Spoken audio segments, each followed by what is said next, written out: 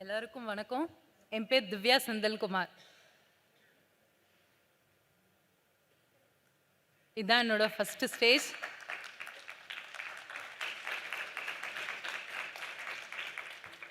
ஒரு உமனாகவும் ஒரு ஆண்டர்பிரனராகவும் நான் இந்த இடத்துல நிற்கிறதுக்கு காரணம் ஃபர்ஸ்ட் என்னோட ஹஸ்பண்ட்க்கு தேங்க்ஸ் சொல்லிக்கிறேன். என்ன ரீசன்னா பேசிக்லி ரொம்ப லோ கிளாஸ் ஃபேமிலி அப்படில தான் வந்தோம். அப்பா ஆட்டோ டிரைவர், படித்த ஸ்கூல்ஸ் கவர்மெண்ட் ஸ்கூல்ஸ் தான், பெரிய ஒரு பேக்ரவுண்ட் கிடையாது. 17 வயசில் வேலைக்கு போக ஆரம்பித்தேன். 17 இயர்ஸ்லேருந்து வேலை நான் ஃபஸ்ட்டு வேலை செஞ்சு காசு வாங்கும் போது சொல்லுவாங்க, ஓட்டு போகிறதுக்கு கூட வயசு இல்லை, காசு என்ன வந்துட்டியா அப்படின்னு ஒரு சார் என்னை கிண்டல் பண்ண ஆரம்பித்தாங்க. அப்படியே தான் என்னோடய ஜேர்னி போச்சு.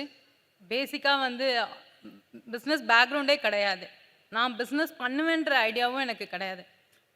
குழந்தை பிறந்து கல்யாணம் ஆச்சு, குழந்தை பிறந்தது. குழந்தைய 3 மணிக்கு போய் ஸ்கூலில் கூட்டிகிட்டு வரணும். டெம்ப்ரவரி ஸ்டாஃபாக ஒரு 6000 ருபீஸ்க்கு ஜாயின் பண்ணேன் நான் என்னோடய கரியரை.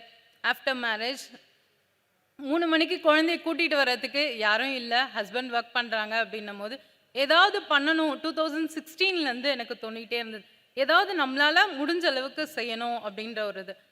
பிளாஸ்டிக்ஸ் மாடு நிறைய பிளாஸ்டிக்ஸ் சாப்பிட்டு அதுக்கு ஆப்ரேஷன் பண்ணி எடுக்கிறாங்கன்றத நிறைய தடவை நான் வாட்ஸ்அப்லேயும் ஃபேஸ்புக்லேயும் பார்க்க ஆரம்பித்தேன். நம்ம எதுவுமே செய்ய முடியாமல் கார்ப்பரேஷனில் ஒர்க் பண்ணிட்டு இருந்ததுனால சிஸ்டம் ஓரியன்டாகவே எனக்கு வேலை. எப்போ பார்த்தாலும் 2 ஃபோட்டோவாவது காமிப்பாங்க, மாடு வயிற்றுலேருந்து 62 கிலோ பிளாஸ்டிக்ஸ் நாங்கள் எடுத்தோம் அப்படின்னு சொல்லிட்டு. ஏதாவது பண்ணணும் அப்படின்ற ஒரு இன்டென்ஷன் மட்டும்தான் இருந்தது, ஆனால் என்ன பண்ணணும் அப்படின்றது தெரியல. அப்படி சொல்லும் போது தான் வேலைக்கும் 3 o'clock கரெக்டாக லஞ்ச் டைம்னு சொல்லிட்டு குழந்தைய கூட்டிகிட்டு வந்துட்டு இருந்தேன். ஏதாவது யோசித்து பண்ணணும் அப்படின்னா அரிக்கா பாக்கு மட்டத்தட்டு நம்ம எல்லாருமே ஒரே ஒரு நிமிஷம் சாப்பிட்டுட்டு தூக்கி போடுறது தான். அது நிறைய பேரோட வாழ்க்கையில் ரொம்ப பாதிப்பை ஏற்படுத்துது. அது கடலாகட்டும் சரி, நிலமாகட்டும் சரி, நம்ம வாழ்கிற இடமாகட்டும் சரி, நம்மளால் கொஞ்சோண்டு மாற்ற முடியும் அப்படின்னு நினச்சி தான் நான் ஒரு பிஸ்னஸ் ஸ்டார்ட் பண்ணலாம் அப்படின்னு சொன்னோம். ஆனால் அந்த இடத்துல நமக்கு நிறைய ஸ்ட்ரகிள். என்னென்னா, ஆட்டோ டிரைவரோட பொண்ணு, ஃபினான்ஸ் யார் பண்ணுறது? கண்டிப்பாக ரொம்ப கஷ்டமாக இருந்தது. நான் ஹஸ்பண்ட் கிட்ட பேசினேன், நம்ம பிஸ்னஸ் பண்ணால் நல்லா இருக்கும் அப்படின்னு. அவங்க தான் ஃபஸ்ட் எனக்கு ஹெல்ப் பண்ணி எனக்கு ஒரு ஊன்றுகோலாக இருந்தது. அந்த இடத்துல என்னோடய ஹஸ்பண்ட் தான், அம்மா இதெல்லாம் நமக்கு சரிப்பட்டு வராது, வேலைக்கு போனால் சம்பளம் வருது, அதோட மந்த்லி முடிஞ்சிடும் அப்படின்னு. இல்லை, என்ன மாதிரியே நிறைய லேடிஸ்க்கு இன்ட்ரெஸ்ட் இருக்குது, ஆனால் என்ன பண்ணணுன்றது தெரியல.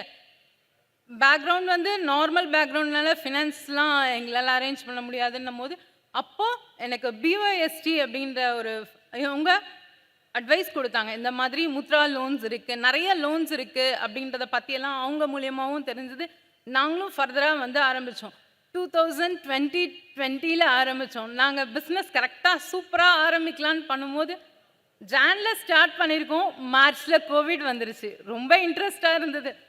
பேக்ரவுண்டு எப்படி இருந்து வந்திருக்கோம், எதுக்காக பண்ண ஆரம்பித்தோம், ஒரு நம்மளும் சோஷியல் ரெஸ்பான்சிபிலிட்டியாக இருக்கணும்னு நினச்சி பண்ணும்போது ரொம்ப சந்தோஷமாக இருந்தது. 2 பேருக்குமே லோன் எடுத்து நம்ம பண்ணியிருக்கோம். அடுத்து என்ன பண்ண போகிறோம் அப்படின்றது பயமாக இருந்தது. அதுக்கப்புறம் கோவிட்லேருந்து அவங்களே மார்க்கெட்டிங் எங்களுக்கு சொன்னாங்க. ஆன்லைன் மார்க்கெட்டிங் அந்த டைமில் யூஸ் பண்ணுறது ரொம்ப நல்லா இருந்தது. நிறைய மேம் சொன்ன மாதிரி ஆன்லைன் மார்க்கெட்டிங்ஸ் எப்படி பண்ணுறது, என்ன பண்ணுறதுன்னு எல்லாம் சர்ச் பண்ணோம். அதுக்கப்புறம் கொஞ்ச நாள் இதெல்லாம் க்யூர் ஆகி திரும்ப பிஸ்னஸ் பில்ட் ஆகிக்கிட்டே வந்தது. ஒய் மட்டும் லேடிஸ் கிட்ட கண்டிப்பாக ஸ்ட்ராங்காக இருக்கணும்னு சார் சொல்லுவாங்க. ஒய் நம்ம ஏன் பண்ணுறோம், எதுக்கு பண்ணுறோம் அப்படின்ற ஒய் மட்டும் நம்ம கிட்ட ஸ்ட்ராங்காக இருந்ததுன்னா கண்டிப்பாக நம்மளால் ஜெயிக்க முடியும் அப்படின்ற ஒரு இன்டென்ஷனில் திருப்பி ஃபோக்கஸாக இறங்கணும்.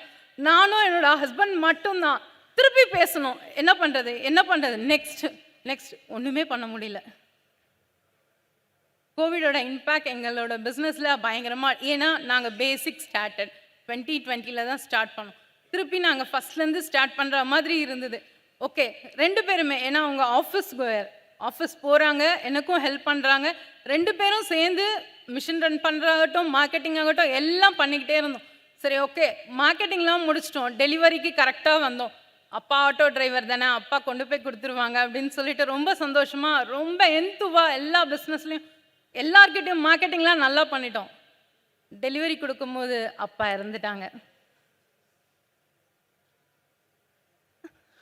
2020 அக்டோபர் 22 இந்த 22 ஃப்ரைடே வந்ததுன்னா அப்பாவுக்கு செகண்ட் இயர். திருப்பி நாங்கள் அங்கேருந்து ஸ்டார்ட் பண்ணணும் அப்படின்றத ஜான்வரியிலேருந்து கொண்டு வந்துடலாம் அப்படின்னு பார்த்தோம். ஆனால் அம்மாவை மேலே கொண்டு வரவே முடியல. பிஸ்னஸ் பேக்ரவுண்டே இல்லாமல் ஃபினான்ஸ் லோனில் எடுத்து ஒரு எவ்வளோ ஃபேஸ் பண்ண முடியுமோ அவ்வளோவும் ஃபேஸ் பண்ணுற ஒரு நார்மலான ஒரு கேர்ள். என்னால் முடியும் அப்படின்னா கண்டிப்பாக இங்கே இருக்க எல்லாராலையுமே முடியும் அப்படின்றது என்னோட நம்பிக்கை. என்னாலே பண்ண முடியுது அப்படின்னா உங்களால் கண்டிப்பாக முடியும். ஆனால் ஒய் ஸ்ட்ராங்காக இருக்கணும். ஏன் பண்ணுறீங்க? ஏன்னா நெக்ஸ்ட் ஜென்ரேஷன் நம்மள மாதிரி இருக்கக்கூடாது. நான் எங்கள் அம்மா மாதிரி இருக்க முடியாது. எங்கள் அம்மா எல்லா பிஸ்னஸுமே பண்ணவங்க. ஆனால் அவங்களுக்கு கை கொடுக்க பிஒய்எஸ்டி மாதிரி எந்த ஆர்கனைசேஷனும் இல்லை, ஃபினான்ஸ் சப்போர்ட் இல்லை. எங்கள் அம்மா பண்ணாத பிஸ்னஸ் கிடையாது. ஆனால் இதுக்கு மேலே எதுவுமே பண்ண முடியலன்னு விட்டுட்டாங்க. அதை பார்த்து பார்த்து நானும் அதே ஸ்டேஜில் இருந்திருந்தேன்னா கண்டிப்பாக இன்றைக்கி உங்கள் முன்னாடி நான் பேசியிருக்க முடியாது. இதுக்கு எல்லாத்துக்குமே மெயின் ரீசன் என்னோட ஹஸ்பண்ட். இன்றைக்கும் உன்னால் முடியும், நீ போய் பேசு. அவங்க தான் கூட்டிகிட்டு வந்தாங்க. வேண்டாம், நம்ம அவ்வளோ பெரிய ஆளெல்லாம் இல்லை, நம்ம ஸ்டார்ட் பண்ணி 2 இயர்ஸ் நல்லா பண்ணிகிட்ருக்கோம். நான் ஐடி ஃபைல் பண்ணிகிட்ருக்கேன். ஆஸ் அ என்டர்ப்ரைனராக எனக்கு இந்த சொசைட்டியில் ஒரு அங்கீகாரம் இருக்குது. நான் பிஸ்னஸ் பில்ட் பண்ணி என்ன மாதிரி ஒரு 3 பேர் என்னோட சேர்ந்து ட்ராவல் பண்ணுறவங்க இருக்காங்க. நான் சொல்லி 10 பேர் எனக்கு கீழே ஒர்க் பண்ணிகிட்ருக்காங்க. இதை பேஸ் பண்ணி இந்த மாதிரி அரிக்கா பிளேட்ஸ் பண்ணுங்க, இது நல்லா இருக்கும். அரிக்கா மட்டும் இல்லாமல் இது அன்சீசன்ஸ் அப்படின்னா ரா மெட்டீரியல்ஸ் அப்படின்னா சியால் அண்ட் சியாலி, நீங்கள் மந்தாரா இலை அதை பற்றி கேள்விப்பட்டிருப்பீங்க. அதை பேஸ் பண்ணியும் நாங்கள் கொண்டு வந்திருக்கோம். இப்போ எங்களுக்கு இயர் ஃபுல்லாகவே பிஸ்னஸ் இருக்குது. நாங்கள் ரொம்ப ஓரளவுக்கு மேலுக்கு வந்துட்டோம் அப்படின்னு நினைக்கிறேன். இன்னும் பண்ண வேண்டியது நிறையா இருக்குது. பட் லேடிஸ் எல்லாருக்குமே ஒரு பவர் இருக்குது. அந்த பவர் நம்ம வெளியில் கொண்டு வரணும். ஏன் பண்ணுறோம் அப்படின்ற ஒய் ஸ்ட்ராங்காக இருந்ததுன்னா கண்டிப்பாக பண்ண முடியும். என்னாலேயே பண்ண முடியுது அப்படின்னா கண்டிப்பாக உங்களால் எல்லாராலையும் பண்ண முடியும். நம்ம நமக்காக பிஸ்னஸ் பண்ணலை, நெக்ஸ்ட் ஜென்ரேஷனுக்காக பிஸ்னஸ் பண்ணுறோம். நெக்ஸ்ட் ஜென்ரேஷனுக்கும் பிஸ்னஸ் சொல்லி கொடுக்கணும். ஏன்னா என்டர்பிரைனர் ரொம்ப கம்மி. எல்லாரும் வேலைக்கு போனால் ஒரு காசு வருது, அதை வச்சு மூவ் பண்ணிடலாம் அப்படின்னு நினைக்கிறேன். கண்டிப்பாக கிடையாது. மேம் ஃபெமி மேம் அவங்களையும் நான் பார்த்துருக்கேன், அவங்கள நான் ஃபாலோ பண்ணியிருக்கேன். நாப்கின்ஸை வந்து ஒரு நல்ல பேசிஸ், அவங்க கண்டெய்னர் லாரி முன்னாடி ஒரு ஃபோட்டோ போட்டிருப்பாங்க, எஃபியில் இருக்கும். நான் அவங்களோட ஃபாலோவர். என்ன பண்ணால் என்ன பண்ணலாம், ஒரு நல்ல விஷயம் நம்ம சொசைட்டிக்கு தரணும்னா தாராளமாக தரலாமா இல்லையா?